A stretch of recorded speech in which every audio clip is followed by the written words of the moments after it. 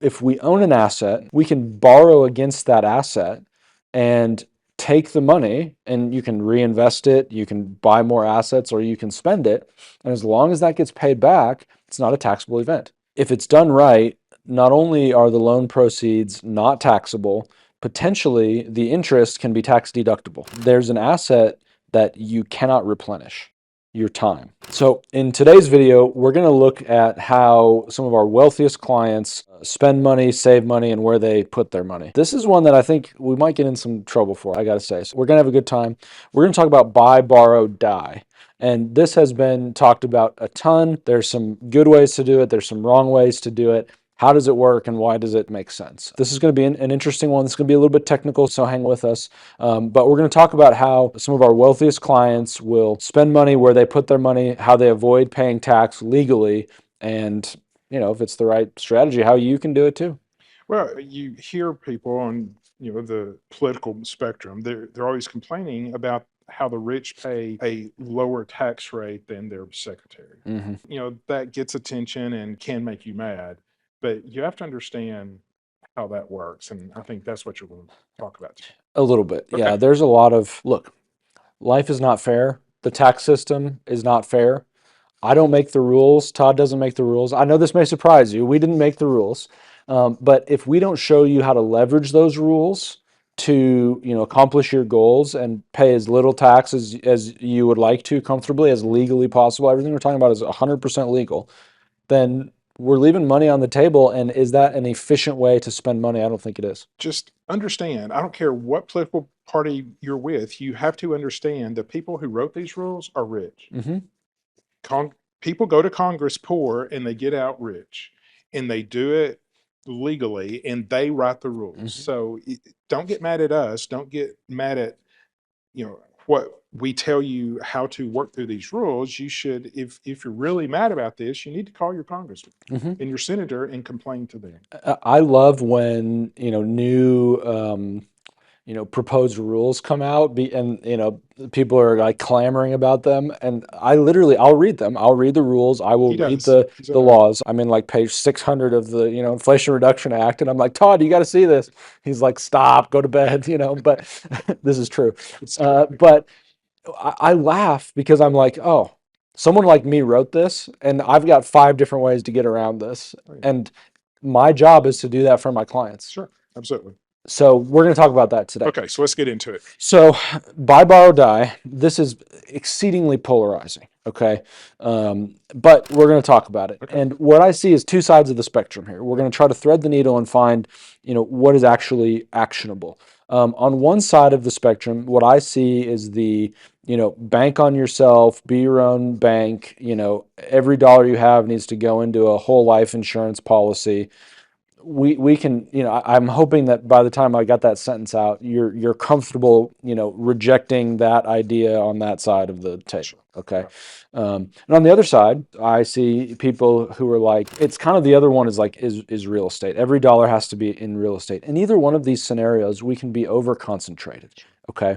So here's what the buy, borrow, die plan is. There are certain rules in the tax code about what is a taxable event. Now, at the time of this recording, what we're going to talk about is not a taxable event. And we can play with these rules a little bit in thoughtful ways. And we can use things like, permanent life insurance. We can use things like real estate. We can use things like brokerage accounts and portfolios, but we've got to be thoughtful about it and not put all of our eggs in one basket. Okay. So we're not giving advice. I'm telling you how the strategy works and how to think about it. Okay.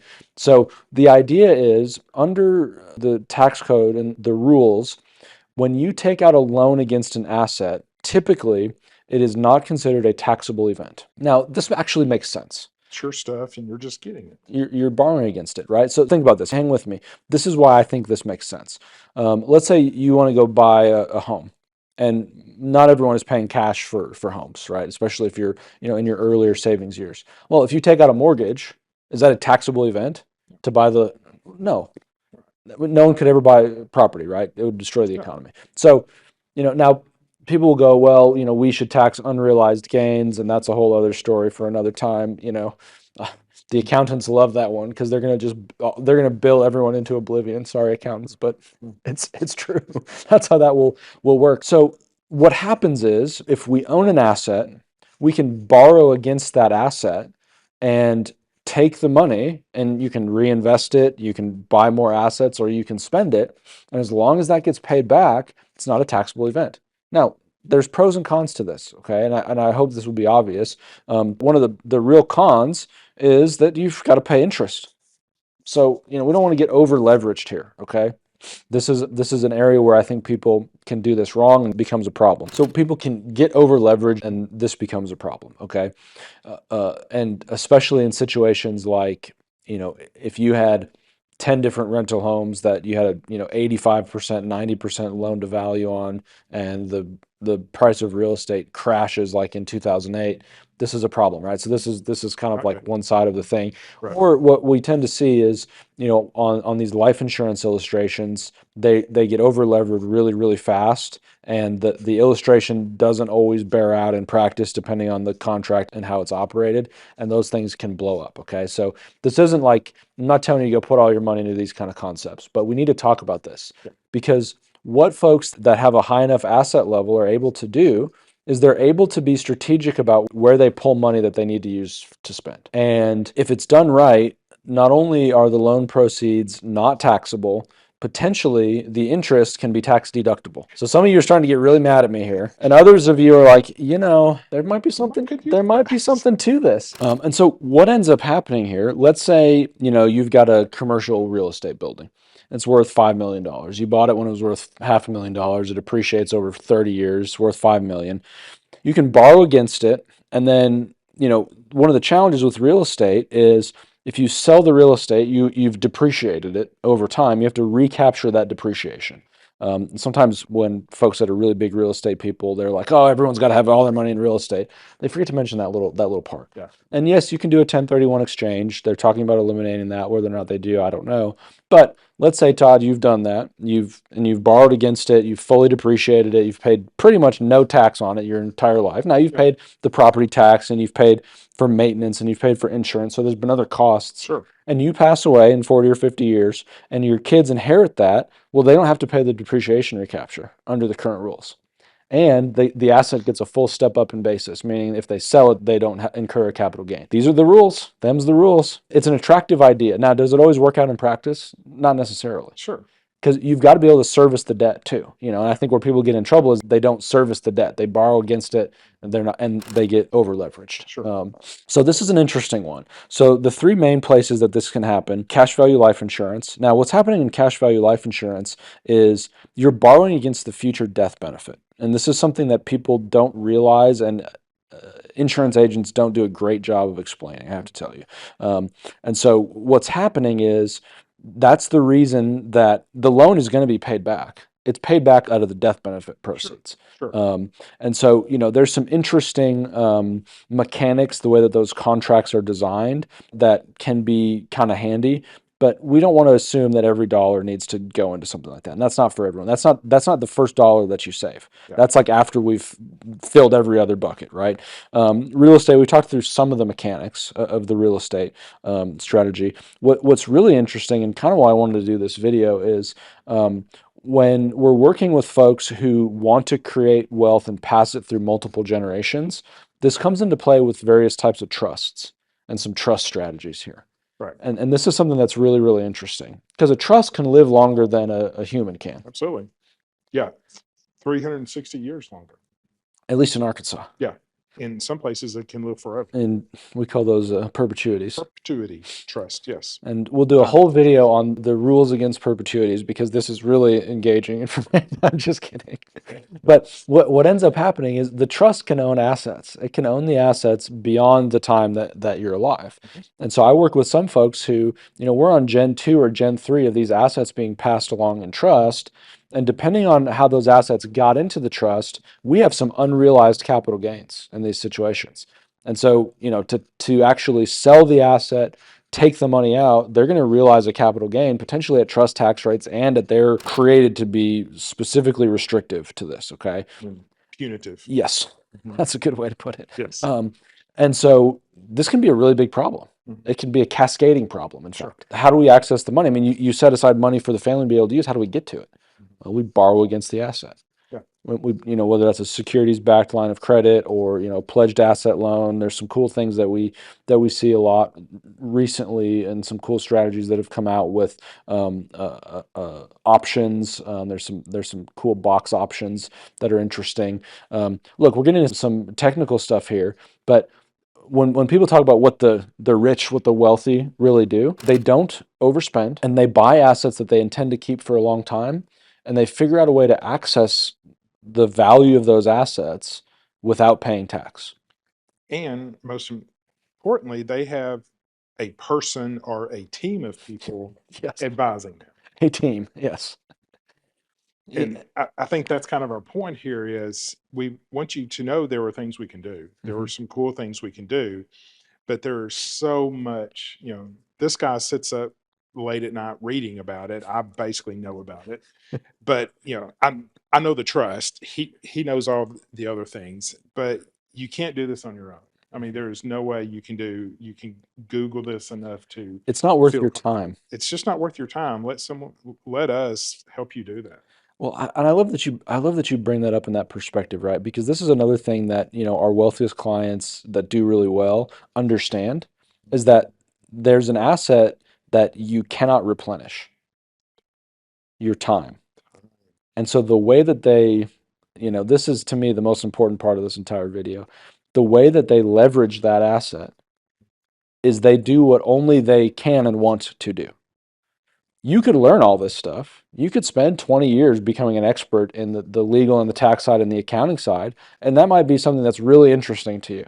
And then you spend 20 years doing it, and you've saved a little bit of money, you saved a little bit on fees, and then, you know, it's kind of funny It to me. doesn't work out for you. Yeah. Just want you to think through some of the implications of this, right? And so, when we talk to folks, it's not like, okay, do you have an advisor? It's like, okay, tell me about your advisory team. Who do you have that's working on this? And are they coordinating together? And are they, like most of my clients have multiple advisors, and so it's like, this is not something that you just try to do on your own. It's too technically difficult. Mhm. It's too complex. It's too challenging. And there are way too many pitfalls here.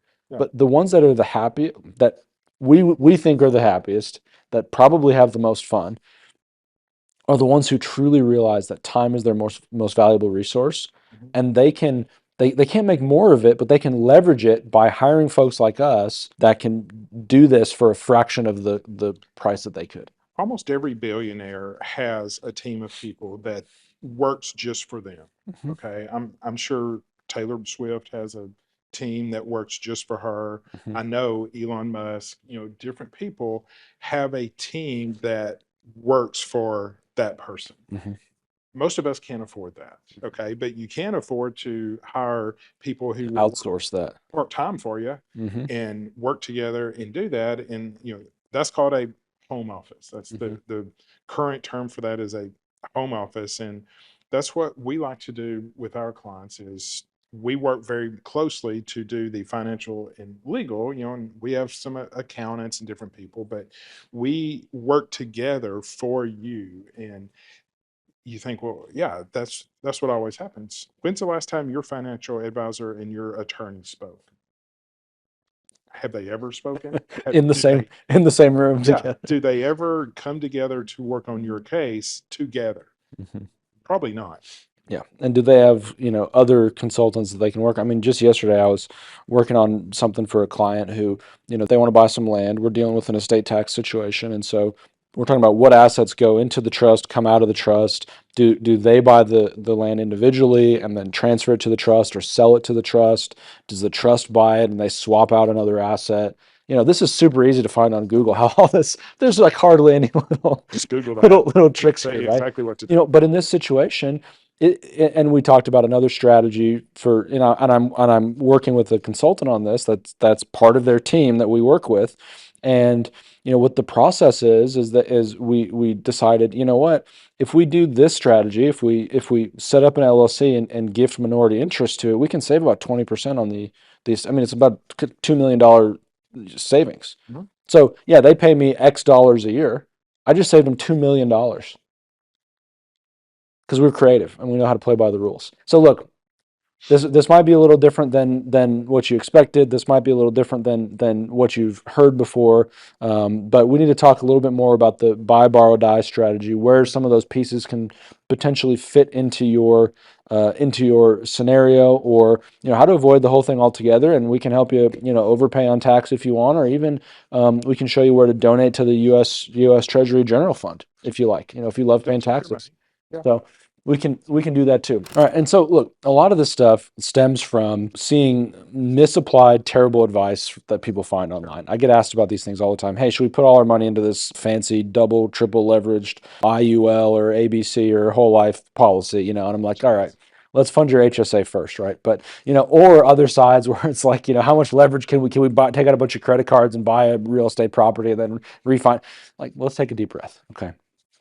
A lot of this stuff comes from these extreme examples that people use that are trying to sell you something you probably don't need. And so we wanted to begin to eliminate some of this confusion about some of these strategies. Okay.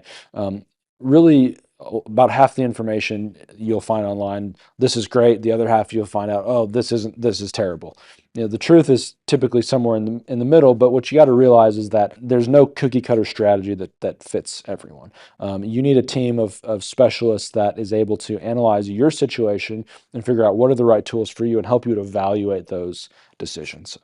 So we've realized there's really not a great resource to help figure out which way to optimize these things for your personal situation until now. And so what we decided to create was a way to sort of fast track our process and give you a taste of what that looks like. So we've developed this entirely free questionnaire to help you determine, are you on track for your goals for retirement? Are you going to overpay in taxes? What are some of the opportunities that we can find, and are those worth exploring further? And so click the link in the description. You can fill it out. Once you do it, you'll get a personalized video based on that information. And while we can't give you specific financial advice unless you have a written agreement with us, we can walk you through your exact situation and share some ideas that may be helpful and point you in the right direction, or help you uncover opportunities you didn't know existed. Yeah. It's super cool. Give us a few days. We've been swamped. We've been offering this We for have, yeah. a few weeks now and we're swamped. But yes, we would love to do this for you, give you a very personalized video just to you. We have fun doing it. We really do. So we've talked through some of the wealth building and wealth saving and tax saving strategies of the wealthy retirees and families that we work with. But you've got to understand one thing. These are strategies and habits that are above just the foundational pieces, right? And so after studying and serving a lot of these clients, we know that success isn't just about which complex strategies to use. It's really not even about using complex strategies. It's using the simplest possible strategy to accomplish your goals. Yep. And a lot of that is just consistent daily habits and building the right team to help offload some of this complex stuff so that you can really buy back your time. Beyond budgeting and saving, really wealthy retirees, they think differently about their relationship with wealth and with money, and particularly time.